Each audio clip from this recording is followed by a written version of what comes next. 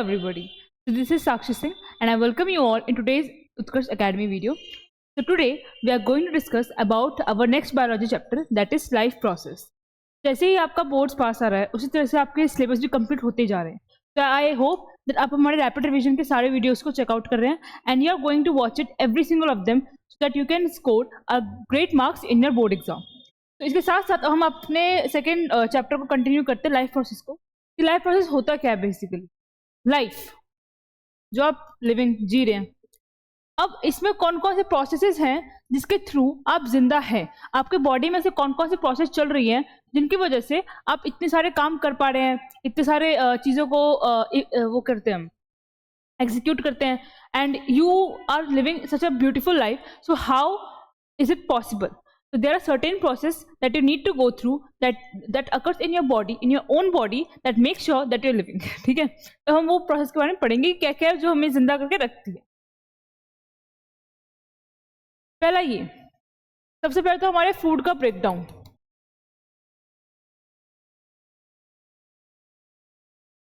कैसे?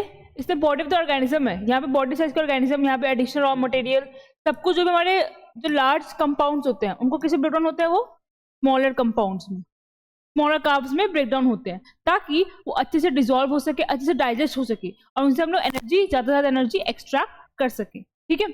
सेकेंड ये जो पैराग्राफ है, यहाँ पे आपके ऑक्सीडाइजिंग और रिड्यूसिंग रिएक्शन, जैसे कि आप लोग देख सकते हैं पेज नंबर 80 में, ऑक्सीडाइजिंग और रिड्यूसिंग रिएक्शन यहाँ पे इसके बारे में बताया गया है कि कैसे ऑक्सीजन जो है वो सोर्स बॉडी के आउटसाइड से लिया जाता है ताकि अंदर हमारा क्या हो सके, ब्रेकडाउन हो सके और फिर क्या हो, रेस्पिरेशन हो.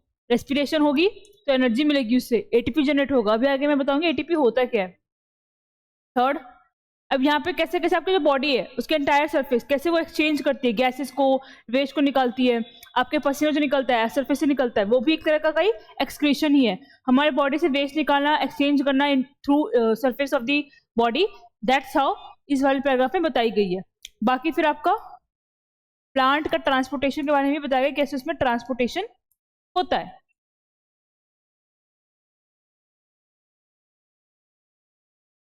ठीक है. फिर लास्ट में बताया गया कि कैसे अब आपने खाना वाना सब कुछ बना लिया, आपके पेट में खाना पच गया, आपको एनर्जी मिल चुकी है, अब खाना निकलता भी तो है ना पीछे, है ना, तो उसको प्रोसेस क्या बोलेंगे हम, एक्सक्रीशन. ठीक है. तो let's move to the next slide. Nutrition. Nutrition होता क्या है? Anything that gives us energy. ठीक है.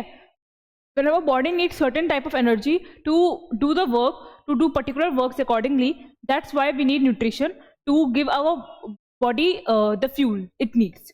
हमारी बॉडी की एक मशीन है और वो खाना क्या है हमारा, वो फ्यूल है जो कि उसको क्या करता है, चलाता है. उससे में क्या मिलता है, न्यूट्रिशन मिलता है.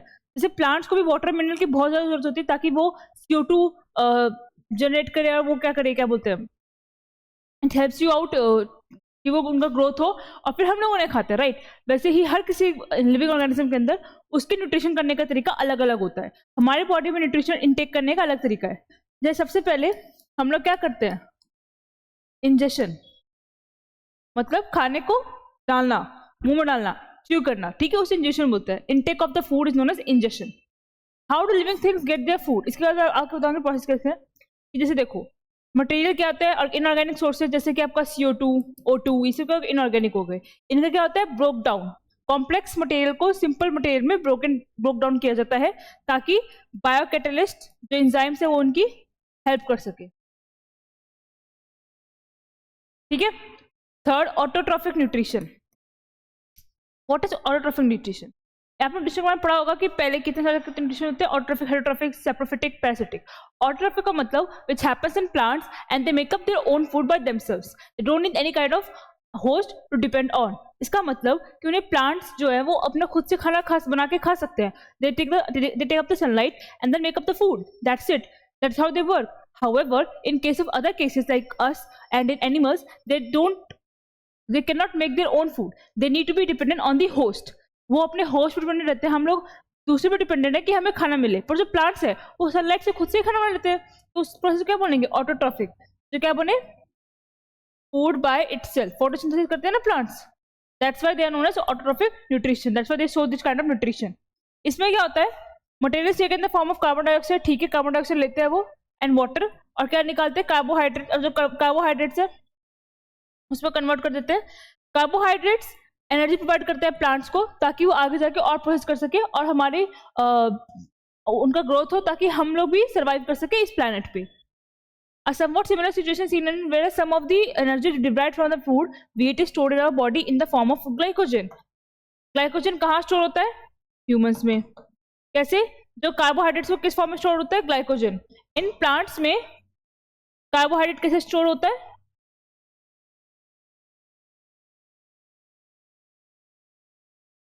स्टार्च। स्टार्च और ग्लाइकोजन दोनों अलग अलग चीजें हैं इन अदर ऑर्गेनिज्म।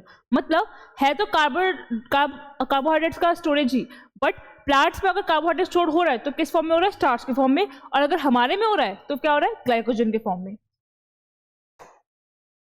अब ये आता है ये reaction CO2 H2O chlorophyll sunlight glucose O2 and H2O।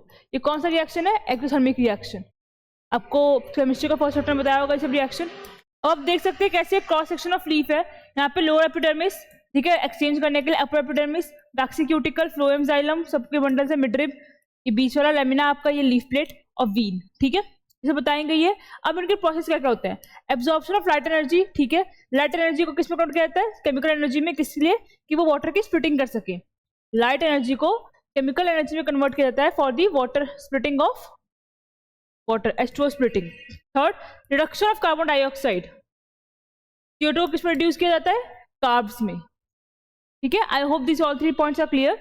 There are certain questions that have been asked in paper कि how tell us that what actually happens during the process of photosynthesis. You need to answer these 3 points. First one is that it take up this one reaction and then it absorbs the light energy. Second one, that the light energy is converted into chemical energy, ठीक है।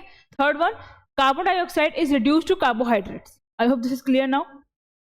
Your points हो गए। अब next, now open and closed stomata. I hope all you know the stomata. What are stomata? Are the pores that help in the exchange of gases in the plants. ठीक है, ये pores होते हैं जो help करते हैं हमारे gases को एक्सचेंज करने में। अब जैसे ये गार्ड सेल है, 2 गार्ड सेल है। गार्ड सेल का मतलब ये होता है कि अगर वाटर आ रहा है तो ये स्वेल हो जाएंगे, वाटर निकल रहा है तो क्या हो जाएंगे, श्रिंक हो जाएंगे। अब जैसे स्वेल होंगे तो देखो स्पेस बन रहा है ना, तो क्या होगा, एक्सचेंज ऑफ गैसेस होगा, तो ये खुल रहा है। और अभी देखो स्पेस कम हो गया, मतलब बंद हो रहा है, श्रिंक हो रहा है, तो यहाँ पे क्या होगा, एक्सचेंज होगा वो क्या हो जाएगा, बंद हो जाएगा, ठीक है। इतना ही था इसमें। दूसरा ये वाला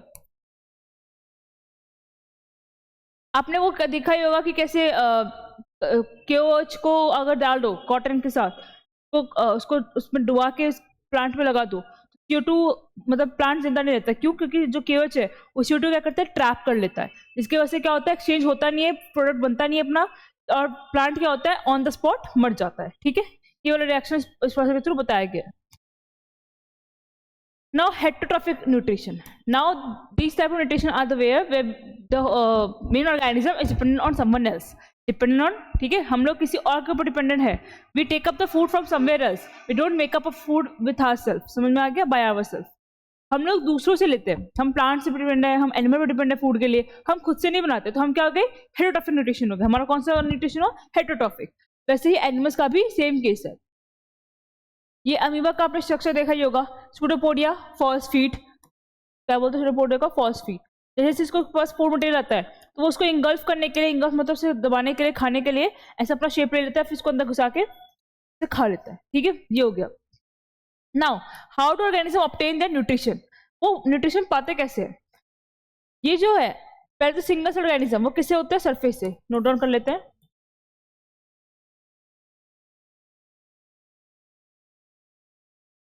सिंगल सरफेस ऑर्गेनिज्म इससे, सरफेस से। अब ये amoeba takes in the food using different function, ठीक है। फॉर्मिंग, इसमें फूड वैक्यूल बनता है अमीबा में, आपको food vacuole, contractile vacuole, osmotic vacuole, इससे बनते वैक्यूल, ठीक है। पैरामीशियम जो कि यूनिसेलुलर ऑर्गेनिज्म है, यहाँ पे क्या है, ये भी डिफाइंड इसका शेप होता है, तो ये स्पेसिफिक स्पॉट पे लेता है, उसका एक ही स्पॉट है जहाँ पे खाना होता है, तो वहाँ पे फूड मूव होता है और वो जहाँ के वहाँ जाके इंगल्फ कर लेता है। न्यूट्रिशन इन ह्यूमन बींग्स, सबसे important topic, nutrition in human beings. अब इसमें क्या क्या है हम वो जानेंगे। ये देखो, ये रहा आपका माउथ, बक्कल कैविटी, टंग, ठीक है। यहाँ पे क्या होगा, पहले इंजेक्शन होगा, फिर क्या होगा, इसोफेगस में आएगा food pipe,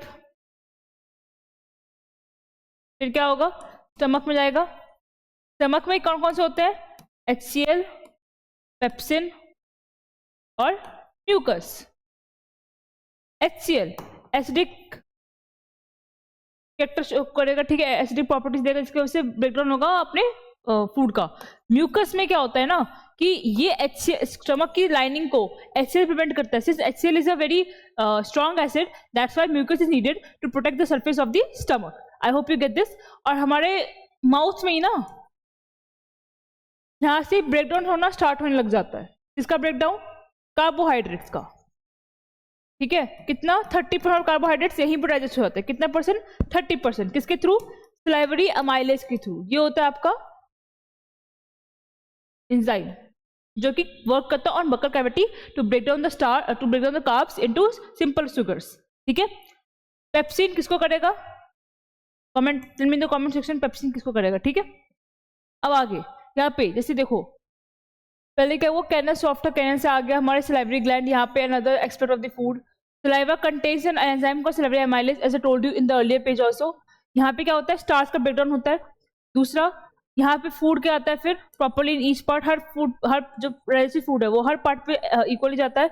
lining of canal muscles contract, जब फूड से जाएगा वो इसोफेगस से जाएगा, तो यहाँ पे गया तो यहाँ फुल गया, फिर जब नीचे जाएगा तो ये रिलैक्स हो जाएगा और ये कॉन्ट्रैक्ट हो जाएगा, ये फुल जाएगा वापस। तो इसको कॉन्ट्रैक्शन रिलैक्शन को जो कंटिन्यूसली हो रहा है उसे क्या बोलते हैं, पेरिस्टाल्टिक मूवमेंट, पेरिस्टाल्टिक मूवमेंट। तो ये बार बार ऊपर नीचे हो रहा है ना यहाँ पे, पेरिस्टाल्टिक मूवमेंट ये रहा, ठीक है। कि कॉन्ट्रैक्ट होना, रिलैक्स होना, इन सबको क्या बोलते हैं, पेरिस्टाल्टिक मूवमेंट।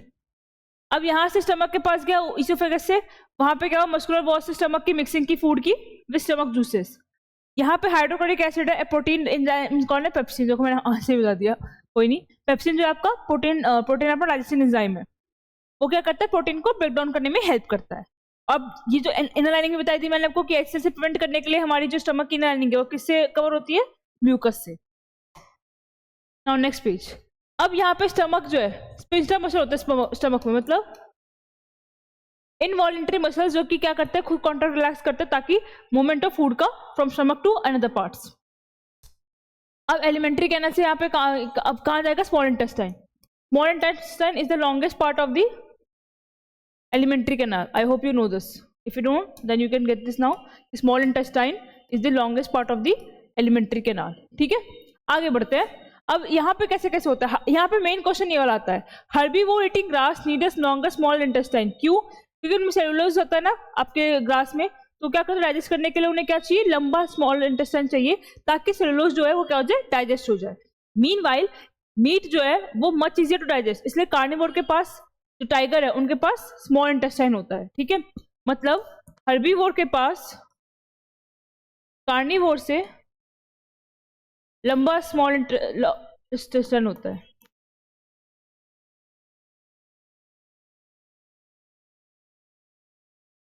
ठीक है, अब आगे पढ़ते हैं। हमने स्टमक पढ़ लिया, स्मॉल इंटेस्टाइन पढ़ लिया, cover new small intestine, will cover now only. Small intestine जो है वहां पे कंप्लीट डाइजेशन होता है। स्मॉल इंटेस्टाइन में आपका ये इंपॉर्टेंट टॉपिक है, यहाँ पे क्या होता है, डाइजेशन फुल्ली कंप्लीट हो जाता है, ठीक है। यहाँ पे प्रोटीन, कार्बोहाइड्रेट, फैट सबका ब्रेकडाउन हो जाता है। यहाँ पे सिक्रीशन ऑफ लीवर, लीवर से क्या निकलता है, बाइल जूस, और बाइल जूस कहाँ स्टोर होता है, गॉल ब्लैडर में, ठीक है। अब बाइल जूस जो है वो क्या करता है, इमल्सिफिकेशन ऑफ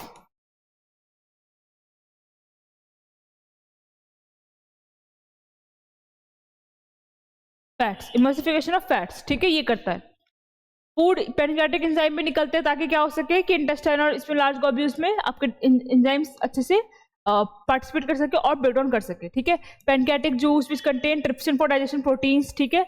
लाइपेज किसके लिए होता है, फैट्स के लिए, यहाँ लिखा हुआ है। Bile juice emulsification of fats, ये सब क्या करते हैं, ब्रेक डाउन करते हैं आपके कॉम्प्लेक्स चीजों को सिंपल चीजों में, ताकि अच्छे से डाइजेशन हो जाए, आपकी बॉडी एब्जॉर्ब कर सके, ब्लड क्या करे, हर चीज को ट्रांसफर कर सके from one part two another part. I hope you get this. Now आगे अब आती है लार्ज इंटेस्टाइन की बारी। यहाँ पर पहले तो स्मॉल इंटेस्टाइन में जानो कि स्मॉल इंटेस्टाइन में कुछ फिंगर लाइक प्रोजेक्शन होते हैं, क्या बोलते हैं हम लोग, विलाय, क्या बोलते हैं, विलाय। वो किस लिए होते हैं, to increase the surface area, surface area को क्या करना, इंक्रीज करना। जिसकी वजह से क्या होगा, डाइजेशन अच्छे से और होने लग जाएगा, ठीक है। ये एब्जॉर्ब फूड को टेक इन करते हैं और न्यू टिश्यूज को रिपेयर भी करते हैं, मतलब ओल्ड टिश्यू को, सॉरी, उसको भी रिपेयर करते हैं।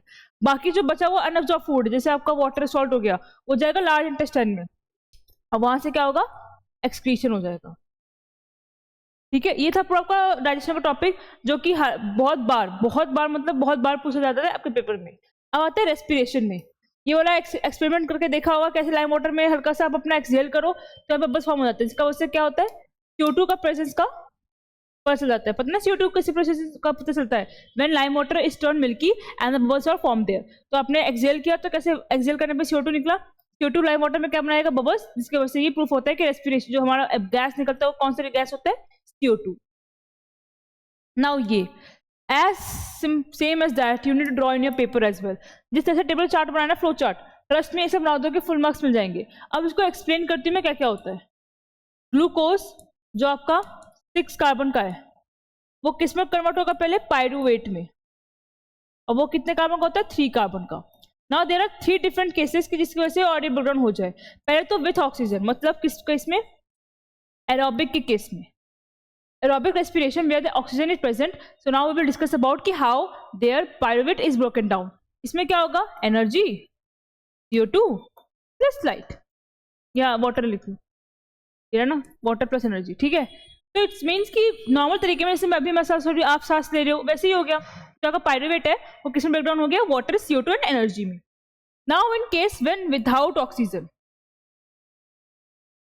जब ऑक्सीजन हो ही ना, जैसे कि ईस्ट में, हाइड्रा में, यूनिसेलुलर ऑर्गेनिज्म में, जब एनएरोबिक की केस है, किसमें, एनएरोबिक की केस में, यहां पर किसमें होगा convert, ethanol, CO2 plus energy, ठीक है, इसमें कन्वर्ट होगा। बट थर्ड केस में, जैसे कि जब आप भागते हो तो कैसे आपके पैरों पे, हाथों पे, बैक पे क्रैम्प्स आने लग जाते हैं, that because of lack of oxygen. मैंने ये नहीं कहा कि ऑक्सीजन बिल्कुल भी नहीं है पर बहुत कम, that word is known as lack of oxygen. अब ऑक्सीजन की जब कमी होगी तब क्या बनेगा आपका,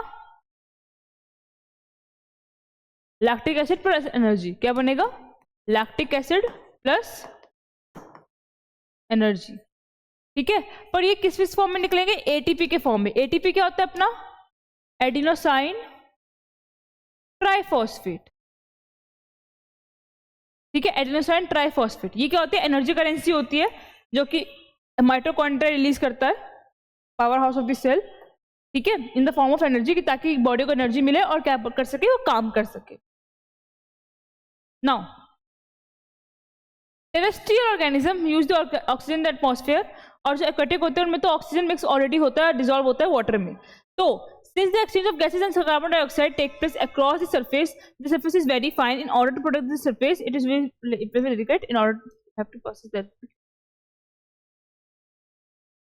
अब देखो यहाँ पूछा जाता है कि जो आपको टेरेस्ट्रियल है, टेरेस्ट्रियल ऑर्गेनिज्म में क्या है कि आपको वो ऑक्सीजन तो एयर में मिल जाता है, whereas in aquatic ecosystem there the oxygen is dissolved in water. तो वहां पे क्या होता है, ब्रीथिंग रेट ज्यादा होता है। देखो यहाँ पे लिखा है, यहाँ पे एयर पासेस, अभी आप लोगों को पहले बताएंगे कि कैसे कैसे, यहाँ पे जैसे लंग्स है, ठीक है, यहाँ लंग्स गए, ये आपका विंड पाइप है,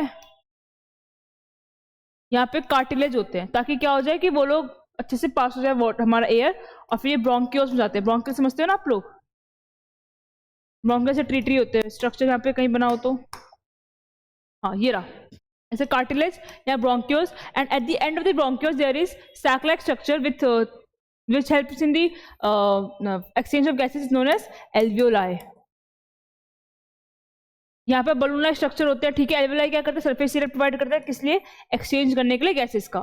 चेस्ट कैविटी जितनी बड़ी होगी उतनी अधिक क्या होगी, जितना ज़्यादा वॉल्यूम उतना ज़्यादा क्या होगा, उतना कम प्रेशर, ठीक है।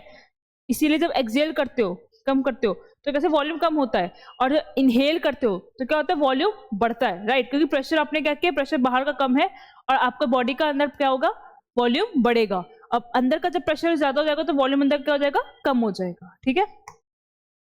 नाउ ट्रांसपोर्टेशन, ट्रांसपोर्टेशन कैसे होता होगा, ट्रांसपोर्टेशन मतलब गाड़ी चलाना नहीं, मतलब वो तो होता ही है, पर अंदर बॉडी में गाड़ी चलेगी तो कैसे, O2 और CO2 का ट्रांसपोर्टेशन, ठीक है, एक्सचेंज करना गैसेस का, डिसॉल्व फूड का भी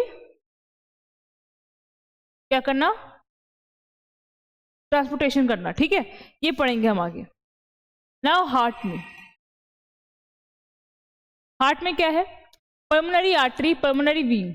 जैसे देखो पल्मोनरी आर्टरी मतलब आर्टरी जानते हो आप लोग, जो क्या करता है ऑक्सीजनेटेड ब्लड लेकर कैरी करता है, बट वीन जो है वो डीऑक्सीजनेटेड ब्लड कैरी करता है।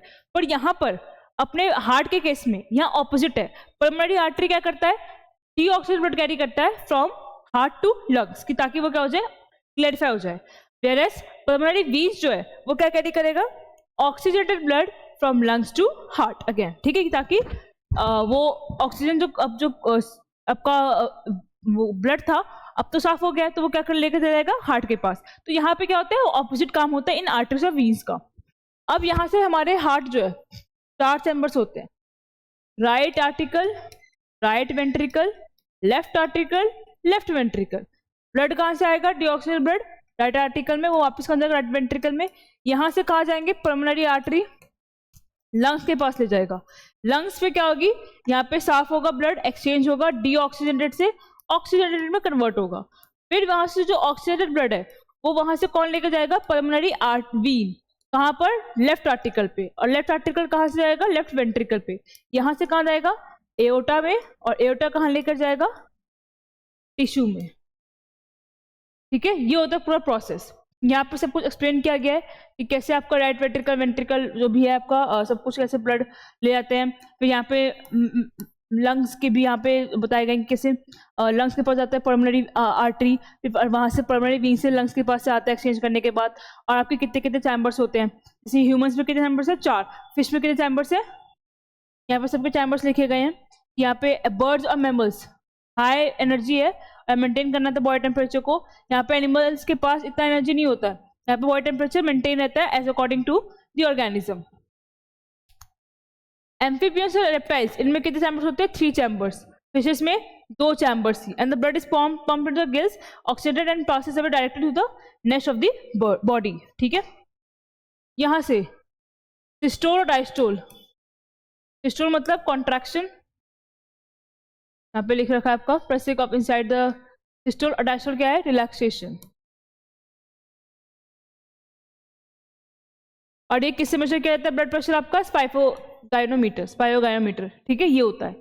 ब्लड वेसल्स, आर्टरीज, वीन्स मैंने बता दी कैसे कैसे आर्टरी जो है वो ऑक्सीजनेटेड ब्लड कैरी करता है, उसके क्या होते हैं, थिक सेल्स होती है। whereas in veins they carry deoxygenated blood and they are thin cells, thin walls, and they have valves. veins में क्या होती है,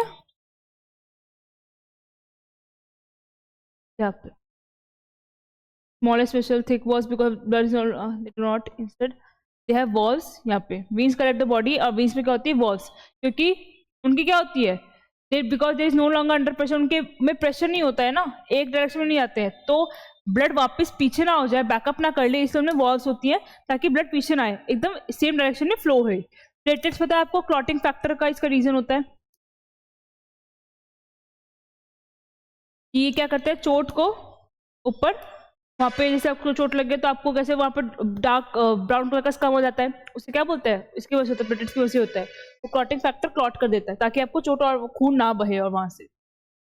now lymph, lymph is another type of fluid जो क्या करता है, इन्वॉल्व होता है ट्रांसपोर्टेशन में। यहाँ पर दिस इज कॉल्ड लिम्फ। यहाँ पे जो एक्स्ट्रा जो आपका फ्लूइड होता है, मटेरियल या फिर, वो कौन ट्रांसफर करता है, लिम्फ करता है। वो क्या होता है, कलरलेस होता है, ठीक है, कंटेन्स लेस प्रोटीन, ये भी है।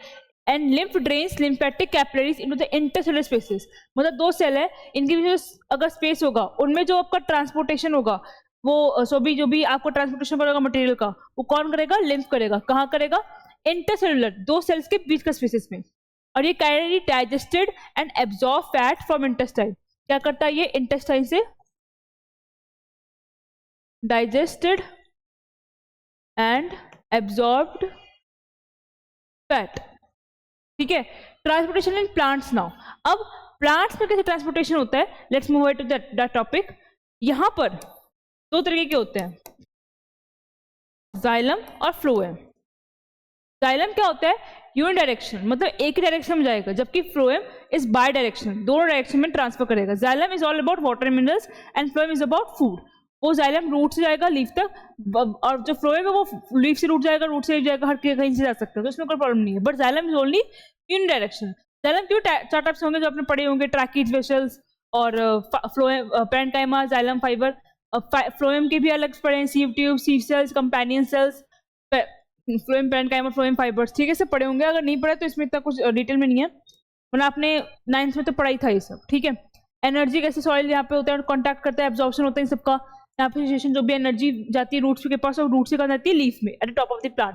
Plants have low energy needs and can use relatively slow transport. हमारे में तो बहुत एनर्जी चाहिए होती है क्योंकि हमारी बॉडी हमेशा वर्क कर रही होती है।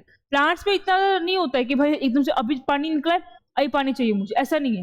स्लो ट्रांसपोर्ट अकॉर्डिंगली उनके काम फ्लो में चलते रहते हैं, उनमें कोई प्रेशर नहीं होता, उनमें कोई ज्यादा उस चीज का तलबड़ी नहीं होता कि भाई जल्दी से जितना जल्दी खाना पानी हो जाए वो हो जाए, ऐसा कुछ नहीं होता है, ठीक है। अब ये नाउ ट्रांसपोर्ट कैसे कैसे हो सकता है, पहले तो जाइलम फ्लोएम बता दिया मैंने आपको, ठीक है, मेन आंसर। दूसरा ट्रांसपीरेशन। ट्रांसपीरेशन क्या होता है, loss of water from plants. देखा होगा ना कैसे यहाँ से प्लांट अपने पानी पानी छोड़ते हैं, पानी में जब प्लांट्स में वापोरेशन होती है उसे क्या बोलते हैं, ट्रांसपीरेशन, बस वही चीज है। इससे भी क्या होता है, आपका वाटर का ट्रांसपोर्टेशन होता है। अब देखो जाइलम बता दिया मैंने कि मॉलिक्यूल्स क्या करते हैं, वो water from the xylem cell of roots, ठीक है, और फिर क्या करेंगे, ट्रांसपीरेशन करेंगे। ट्रांसपीरेशन एब्जॉर्प्शन और अपवर्ड मूवमेंट ऑफ वाटर में हेल्प करता है, ताकि एक डायरेक्शन में जाएगा ना वाटर, ऊपर नीचे से ऊपर जाएगा, तो ट्रांसपीरेशन इसमें हेल्प करता है। It also helps in temperature regulation. Plant में अगर टेम्परेचर ज्यादा ना बढ़ जाए ताकि वो खराब ना हो जाए, वो भी इसमें हेल्प करता है ट्रांसपीरेशन, ठीक है। Important at night. अभी नाइट में भी बहुत जरूरी, रात में बहुत जरूरी ट्रांसपीरेशन का होना, क्योंकि स्टोमेटा जो है वो ओपन होता है, ट्रांसपीरेशन क्या करता है, इतना कंट्रोल कर रखते हैं कि वाटर कब लूज ना हो। जैसे डेजर्ट में वहां पे क्या होता है, लीव्स नहीं होती, वहां पे क्या स्पाइंस होती है, तो वहां पे ट्रांसमिशन क्या होता है, कम होता है, बिकॉज दे नो ऑलरेडी कि इस वाटर की यहाँ पे कितनी कमी है, they have so much of scarcity of water, so they need to be very much preventive to their loss of water, so they do a less amount of transpiration since they don't have much amount of water to lose, ठीक है, ये होता है वहां पर। बाकी transport of food मैंने बता दिया, इसमें फ्लोएम का कि कैसे फ्लोएम बाय डायरेक्शन होता है, ठीक है, लीव्स तक जाता है, रूट से लीव्स से जाता है। यहाँ पे प्रोडक्ट जो भी आपके फोटोसिंथेसिस के प्रोडक्ट होते हैं, प्रोडक्ट कौन कौन से आपके, कार्बोहाइड्रेट्स, ऑक्सीजन एंड वाटर, वो क्या करता है, ट्रांसलोकेशन। जाइलम में क्या था, ट्रांसपीरेशन, यहाँ क्या है, ट्रांसलोकेशन। और ये क्या है, वास्कुलर बंडल्स के ही पार्ट होते हैं, अमीनो एसिड को ट्रांसपोर्ट करना, सब्सटेंसेस बाकी सब्सटेंसेस को ट्रांसफर करना। ये सब्सटेंसेस जो है वो स्टोर होते हैं कहाँ पे, रूट्स, फ्रूट्स, सीड्स में क्या होते हैं, स्टोर होते हैं। कौन कौन से सब्सटेंसेस, जो जो आपके फोटोसिंथेसिस के प्रोडक्ट होंगे, जो आपके कार्बोहाइड्रेट्स, वाटर और O2 है। Unlike transport in xylem, which can be largely explained by simple physical forces, the translocation in phloem is achieved by utilizing energy. Phloem में तो एनर्जी लगती है, मतलब ATP लगेगी, और जाइलम में सिंपल फोर्स, बस खिंचाव हो गया, जाइलम से हो गया, बस इतना ही काम है इसमें, ठीक है। तो transpiration, translocation, I hope these all the terms have been understood by you, because they can be asked in your paper in the form of definition or in the form of true or false as well. So you need to be very much claritative to all these topics. Now coming back to the excretion. अब खाना बना लिए, सब कुछ हो गया, digestion हो गया, रेस्पिरेशन हो गया, अब निकालना भी तो है ना, वेस्ट निकलता है ना हमारी बॉडी से, तो उसको क्या बोलेंगे, एक्सक्रीशन। जो आपका ये है बायोलॉजिकल वेस्ट को जब निकाला जाएगा बॉडी से तो क्या बोलेंगे, excretion. Multicellular organism use specialised organs to perform the same function. Excretion in human beings क्या क्या होता है इसमें, पेयर ऑफ, देखो लेफ्ट यहाँ पे 2 किडनी है हमारी, कितनी किडनी, 2, इसके अंदर क्या होते हैं हमारे, नेफ्रॉन्स, जो कि क्या होते हैं, function unit of kidney. Nephron क्या होते हैं हमारे, फंक्शनल यूनिट ऑफ किडनी, क्या होते हैं वो, नेफ्रॉन, ठीक है। यहाँ से क्या होता है, CO2 भी रिमूव किया जाता है, जो ब्लड का जो गंदा चीजें होता है वो भी किडनी के थ्रू यूरेटर से पास होता है, यूरेटर से क्या जाएगा, यूरेथ्रा में, यूरिनरी ब्लैडर में स्टोर होगा, फिर वहां से क्या निकलेगा, यूरेथ्रा में निकलेगा। ये सब हमारे किडनी से एक्सक्रीशन होता है। नाउ आर्टिफिशियल किडनी, ये वाला आपका नेफ्रॉन का स्ट्रक्चर, ब्रांच ऑफ, यहाँ पे सब कुछ लिखा है कैसे कैपिलरी कल्चर होते हैं किडनी में, जिन्हें कप्स्यूल्स बोलते हैं, वो क्या होते हैं, बोमेंस कैप्सूल, आपके ये वाले ये होते हैं बोमेंस कैप्सूल। ये क्या करते हैं, number of these filtration units, reference बता दिया मैंने। इसमें क्या होता है, यूरिन फ्लोज करता है ट्यूब के थ्रू, और जो भी वाटर है, सॉल्ट है, या फिर नेसेसरी न्यूट्रिएंट्स है जो कि पहले एब्जॉर्ब ना हो चुके हो, वो अब यहाँ पे एब्जॉर्ब हो जाएंगे ताकि वो बाद में आके काम आएंगे, and then the whole of the urine और the excreta is excreted out of the body in the form of faeces and urine. समझ में आ गया आपको। अब आर्टिफिशियल किडनी, किसी की किडनी कैसे खराब होती है तो क्या बोलते हैं हम कि डायलिसिस पे होगा, ठीक है, ये होता है ऐसा। इसका यहाँ पे आपका सेलेक्टिव परमिट मेम्ब्रेन होता है कि यहाँ से जो पानी जा रहा है, ठीक है, यहाँ से एकदम पानी को क्लीन करके भेजता है, और यहाँ से पानी जाएगा तो यहाँ से बॉडी को निकाला जाएगा, जो भी आपका ब्लड निकल रहा है यहाँ से पूरा क्लीन होगा, और फिर देन अच्छा खासा यहाँ जो भी सोल्यूशन यूरिया है, एक्सेसिव सॉल्ट से, वो यहाँ पे निकलेगा एंड एक्सक्रीशन पॉसिबल होगा। हीमोडायलिसिस आजकल पेपर में बहुत आ रहा है, तो ये थोड़ा इंपॉर्टेंट टॉपिक है, तो इसको पढ़ के जरूर जाना, क्योंकि इसको आप छोड़ नहीं सकते, स्किप नहीं कर सकते हो। बाकी यहाँ तक था हमारा चैप्टर। इसके साथ साथ you can also check out our YouTube channel. एक मिनट,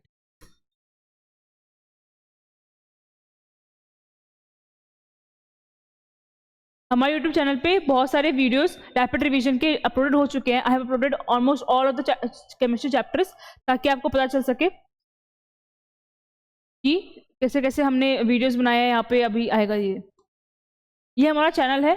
यहाँ पे आपको मेरे सारे रैपिड रिवीजन के प्लेलिस्ट में आप जाओगे, जितने भी मेरे क्लास 10 साइंस के, आपको कम बैक प्लान के भी कैसे कैसे आपकी स्ट्रैटेजी वो बताऊंगी, और साथ साथ आपको एमसीक्यू की practice, not only your MCQ practice but also with your concepts can be clear in this video, और आपके जो भी डाउट्स है वो सब क्लियर हो जाएंगे। साथ ही साथ मैंने सारे केमिस्ट्री के रैपिड रिवीजन अपलोड कर दिए हैं। बायो का भी एक चैप्टर का हो चुका है, and now this will be also uploaded as well the life process. इसके साथ साथ हम फिजिक्स भी कवर कर लेंगे। साथ ही साथ not only science but also कि कैसे आपको पेपर में आंसर्स लिखने हैं। माई फ्रेंड सपना has also advise all of these videos who has helped you out to how to write answers in the following video, in the following question paper, sorry, ठीक है।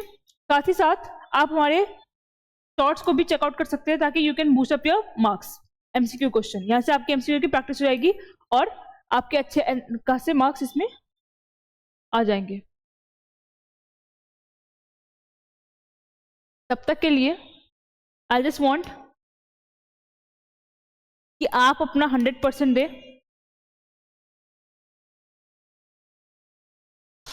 आप अपना 100% दें, and we all are with you.